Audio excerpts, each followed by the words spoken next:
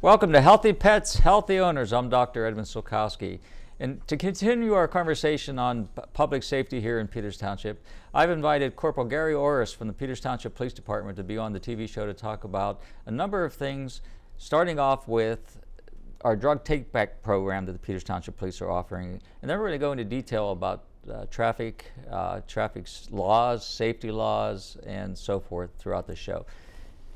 Corporal, welcome to the show. Thanks for having me. So, how long have you been a police officer? Over 25 years. Always in Peters Township? No, I was in West Homestead for 5 years and a little bit over 20 here in Peters. How large is our police force? We have 23 officers right now, counting 2 part-time officers. And how many vehicles? Roughly, if I had to guess, 9 vehicles, counting the supervisor vehicle, which is a pickup truck. I see that a lot actually floating around the township. Yeah, a lot of equipment goes into our vehicles now, and in the supervisor's vehicle, there's a lot more equipment. And with the bed of the pickup, it helps us for easy access. Everything was kind of piled in the back of an SUV. And now with the pickup truck, the bed slides right out and we can access the equipment pretty easy now. Yeah. You are real big on education here in the township, and this is Public Safety Week here in Peters. What type of programs are you doing now to help inform the public on the different things that the police force does as far as protection of the community? Well, I'm the coordinator of the Citizens Police Academy, and we have a spring session and a fall session, and we're in the middle of our fall session right now, and for our 6th class. So the purpose of that class is to educate the residents on different aspects of the police department, or on their own ability to not break the law, basically? A little bit of both. Each week is a different topic. 1 week we have a topic on the crimes code, and we let the public know about the different crimes and how we go about filing charges in different sections and crimes. We have another week on vehicle code, which we could talk about some rules of the road, as we like to call them, and we try to let the public know about, everybody who knows what a red light violation is or a stop sign violation, but there's different laws out there that the general public just doesn't know. So each week you pick a topic, and then you try to educate on that particular topic. So you do this twice a year? Twice a year. This is our 6th session. And out of how many sessions?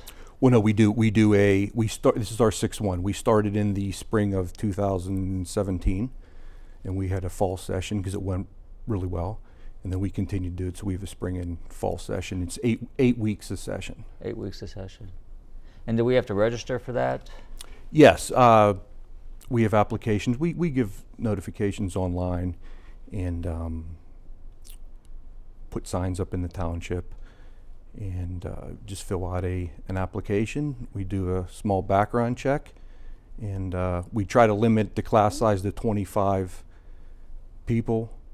And a lot of people are afraid. They think they hear Citizens of Police Academy, and they think, oh, there's going to be running and push-ups. I can't do that. It's nothing like that. It's strictly classroom material. When does the next one start? Where's the beginning, where you can do the whole class? To start it over, because we're in the middle of our fall session. Right. We usually start in March for the spring session. And it meets once a week for those 8 weeks? We've been having it on Tuesdays from 6:30 to 8:45. A lot of times there's a lot of question and answer periods, so a lot of times it will go up to 9, maybe a little bit after. But And where is this held? In the rec room at our police department. It's the old rec center before the rec center was built here in the township. So You're a corporal.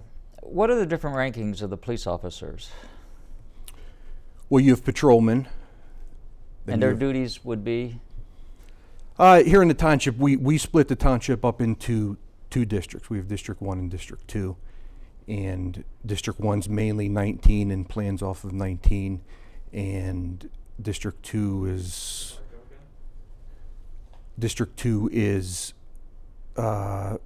basically from the police department down to Venetia Road, that whole section. So we see those cars on patrol, and those are the patrolman officers. They're just driving around and making sure everything's okay and that type of thing. Yes, we have a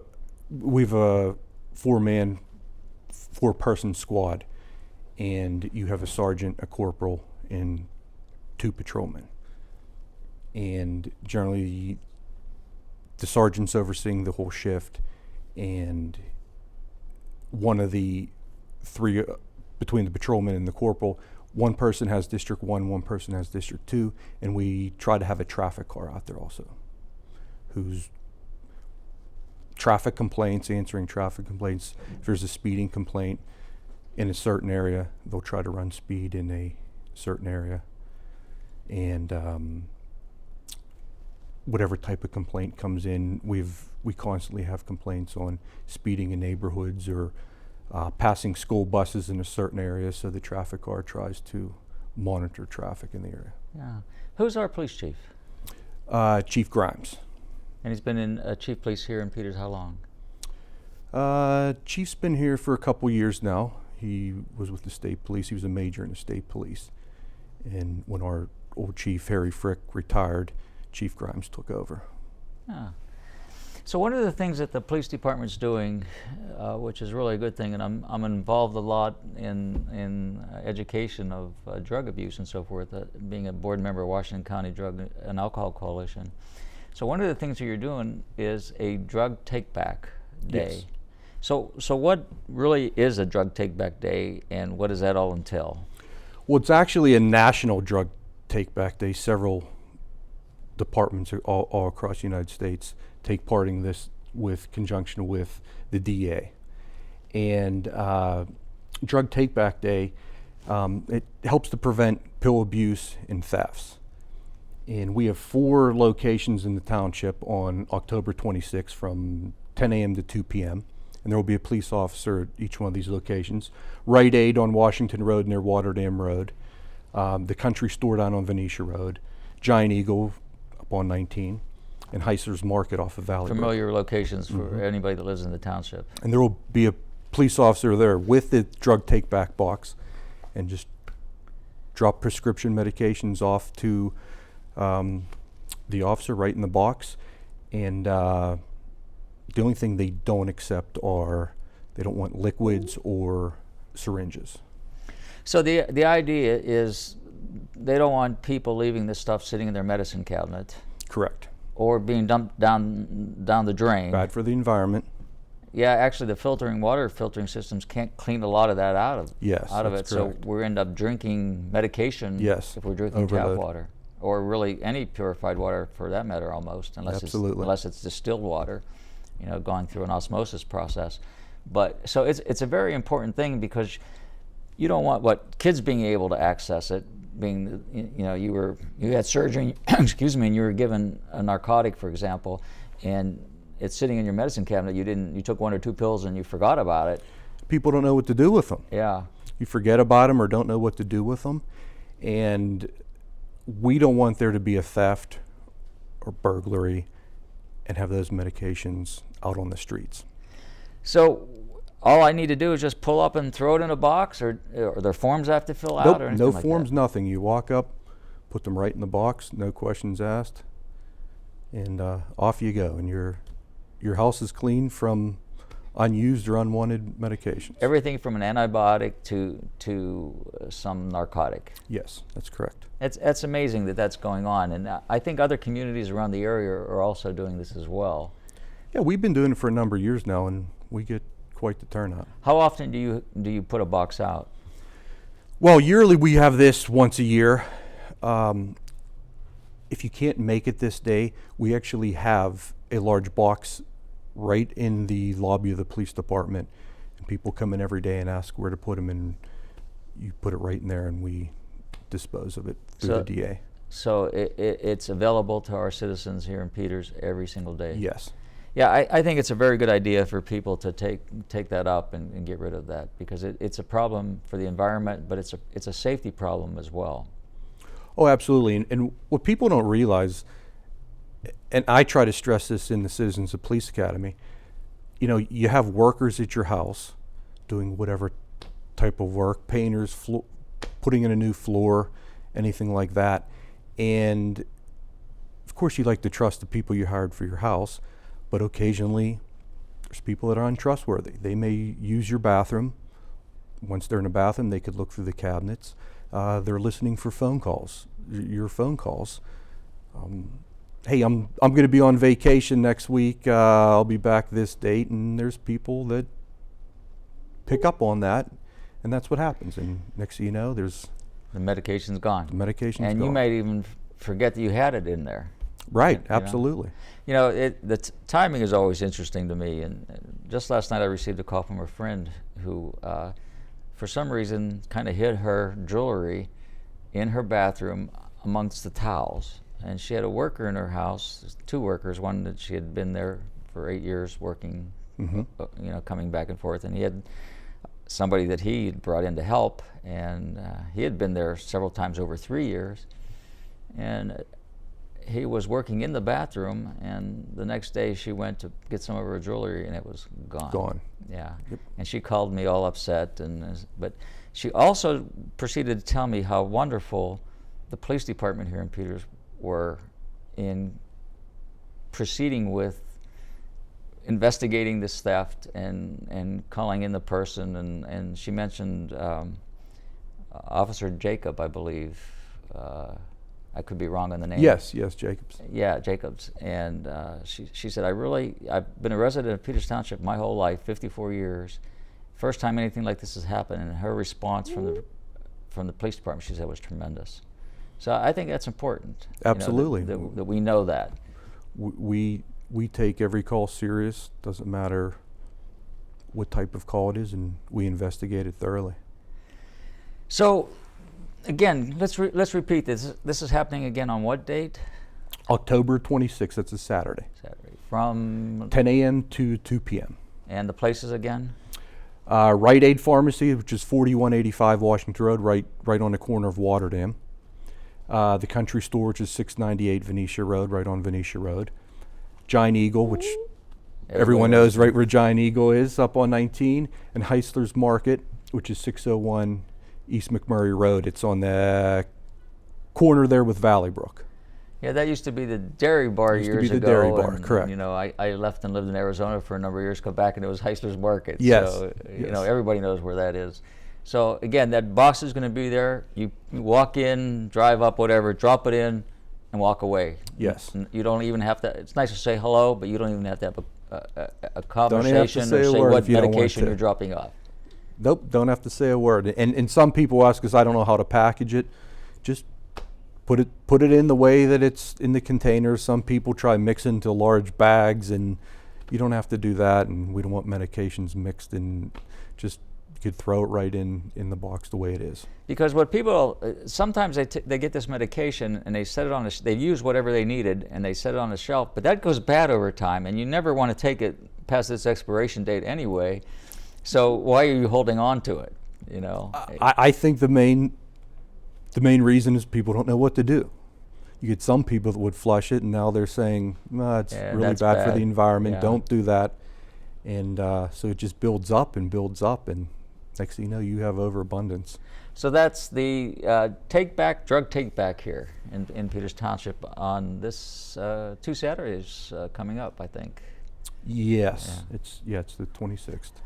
So let's talk about some new thing over here, and you were wearing this when you walked in. You have a body camera now here as an officer in Peters Township. Maybe you can let everybody see what that is. This is our new body cameras. Well, we're heading on our 2nd year now with these. And basically there's a magnet inside my vest, inside my shirt. and it just attaches right to it. And this is what we wear on a daily basis now.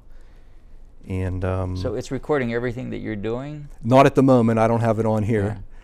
Yeah. But what happens is at the start of my shift, I turn the camera on, and it does a 30-second loop. And it's not recording audio, it's recording the video part of it. And when I hit the center button, now it starts recording video and audio. And then you have to manually turn it off whenever you're finished with a call. And the reason this was brought to the department? Well, protection for everybody, protection for the officers, protection for the citizens.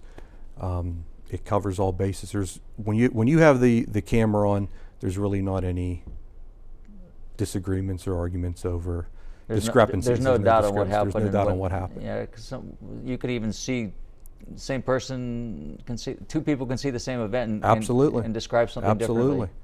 differently. When a serious call comes in, your adrenaline's running, and like you said, two different people can see two different things. This also helps in preservation of evidence. You know, we go back and we'll look at the cameras, and is there evidence we miss? Is there evidence that this can pick up on? And it's been great for us so far.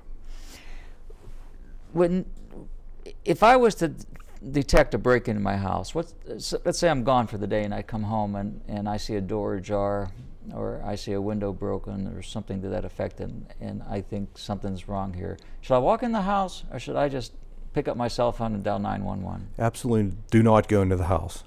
Call us right away, and we have a pretty fast response time here in the township, and you don't want to go anywhere near the inside of that house. The last thing we need is for you to go inside the house, and if there is someone inside, and now it becomes a hostage situation. It's the last thing we want. And don't ever be afraid to call 911. We get a ton of doors or windows open because of weather, storm-related activity. You know, the wind blows, you didn't have the door latched, it blows it open.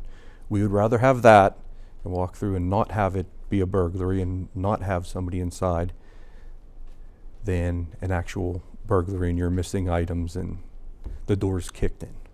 Yeah, 20-some years ago when I got 24 years ago when I got my first house here, new house in Peters Township, and had an alarm put in, and I left to go to the office, and I didn't close the man door, I guess, and it triggered my alarm, and I get a call on the way to the office that the Peters Township Police Department was at my house, and they said, we think you just got ransacked. And the door was ajar, and your dogs are okay though, we saw that. And I said, I didn't get ransacked, I just moved in the day before, you know, but it was, their response was quick. Yeah, you know, and the wind had blown the door open. But I would agree, I think even if I carried a gun, I would be afraid to walk in my house knowing that a window's been broken or a door's been... Absolutely, don't take the chance on doing it yourself. That's what we're here for. That's what you guys are here for. It's absolutely what we're here for. Corporal, what is the biggest driving offense that occurs here in the township? Speed. Everybody's in a hurry. Everyone's in a hurry. The speeds on 19 can be ridiculous. Every neighborhood here has speeding complaints. We're always getting complaints for neighborhoods. Because in the neighborhood they're maxed out at 25 miles an hour. Yes. Yeah. Yes. And the township's, it's a large township, and we would like to be in every single plane of homes at every minute of the day, but sometimes it's not, you know, it's not feasible. I mean, there's not enough officers to cover every single plan for every minute of the day. So we, as complaints come in, we will hit your plan and try running speed, and we do speed surveys in different parts. Are those lines that go across the road?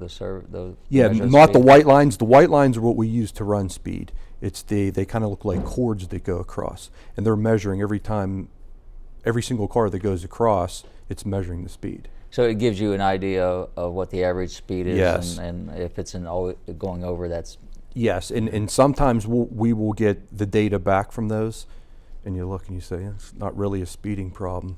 Or we'll be able to say, they have a speeding problem generally between 4 and 6 rush hour people coming home from work. That's their bad time. So that's when we know we have to sit there and concentrate on running speed in that area. Because it is true, speed does kill. It absolutely does. Yeah. And you know, the congestion on 19 is heavy. I've seen it even in the 3 years that I've been back in this area. It's changed. I think there's so many people moving in, so many homes being built. Oh yeah. And it's easy to get frustrated. Is road rage a problem here? A day doesn't go by where we don't get a road rage complaint. And you'd like to be there, and sometimes you're close and can act on it, and sometimes there's not an officer relatively close to locate the car that's causing it, but you hope that a person gets a license plate and we're able to trace it back and find the person depending on what they were doing. So what should I do if I'm being tailgated? So let's say the speed limit's 40, I'm doing 40 or 42, whatever, and somebody is on my back because they're trying to push me. What do I do in that circumstance? One thing, continue your speed. You're not doing anything wrong. Continue your speed. One thing you don't want to do is we get a lot of retaliation. Somebody jams on their brakes and now you have an accident because this person is close. Well, now this person's at fault for tailgating you and falling too close, but you caused the accident by jamming on your brakes. If you think they're becoming a hazard behind you, simply pull off somewhere, let them pass, and then continue on your way. How has, in your opinion, cell phones impacted road safety? Well, the texting and driving is a big issue here. Is it illegal? Yes, it is illegal. It's illegal to text and drive, to look or send emails. It is not illegal for a navigational device. So if I'm driving, I can put in the navigation coordinates in my cell phone, but I can't send a text or... Correct. But that's hard to distinguish. I know. As a public safety officer. Well, that's what's difficult for us and enforcing this, because you could see someone on their phone driving down the road and they got a finger going on the phone, and you pull them over, and if they say, I wasn't texting, I was making a phone call, I was hitting send. Well, other than the person giving up their phone to you so you can look, but they don't have to. So if they say no, you kind of just have to go by sight, if you're your own sight, if you're going to give someone a citation, and it's not always the easiest to prove. Yeah, I saw somebody the other day FaceTiming. Oh yeah. You know, I thought that's pretty wild. But what about turn signal use? Is that going away? Are people using their turn signals? No, they're not, and that becomes an issue for turning onto another road. And if the person like you described, if they don't even have to be tailgating, but if they're falling probably closer than they should be, and that person hits their brakes to make a turn without a turn signal, and then you get accidents from the rear. So I could be cited for not using a turn signal? Yes. And that's changing lanes on 19, for example? Yes. And making a right or left-hand turn? Making a right or left turn. So what about stopping at stop signs and stoplights and this turn on right that's been in effect for, I don't know, 40 years? The right turn on red? Yeah.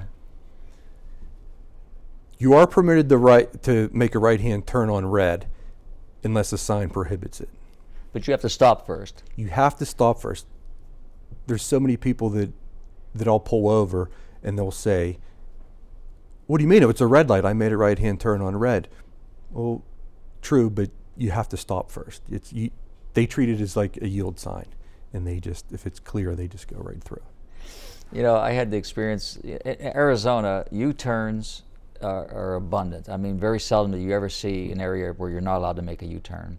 19 here in Peters is pretty restricted. Yes. and rightly so with all the traffic that comes through there. But also, right on red, I mean, I don't think I've ever in my years in Arizona saw no turn on red, you know. My first week back here, I was pulling out of a coffee shop and light was red, and I saw the police car over to the right, just waiting. Still in Arizona mindset, there was a sign that I didn't notice that said no right turn. You know, I pulled over, and mind you, in a car with Arizona license plate on it and so forth, driver's license still in Arizona, and I don't recall who the officer, it might have even been you, was really nice and said, hey, that sign was up there, I'm just going to give you a warning, and you know, so forth. But you get a mindset that you can make that right turn on red, but there are areas that you can't make that turn. Yeah, one area I could think of off the top of my head is from Center Church onto making a right onto East McMurray.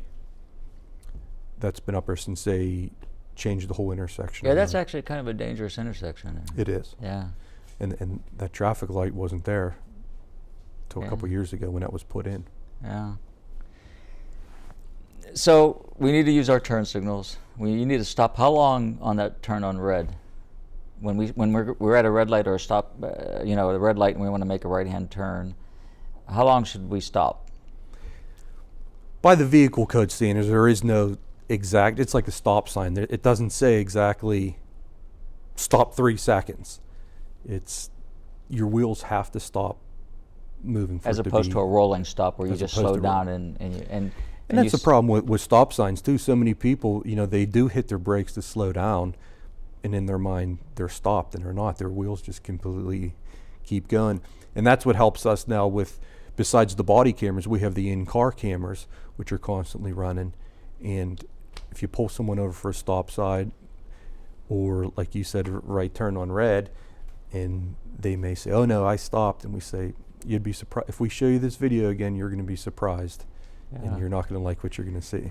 You know, Corporal Gary Orosz, we're at the end of the show. It's a quick show here. I'm going to ask if you would come back another time to continue this conversation, because there's so much that we didn't get to talk about. Remind everybody this drug take-back program on the 26th, Saturday. Very important for everybody to do that. Thank you so much, Corporal. Thanks for having me. We'll have you back. Remember, a healthy pet is a happy pet. When you're healthy, you're happy as well. And remember, you can hear me live every Saturday morning on AM 1250, The Answer. We'll see you next time. Bye-bye.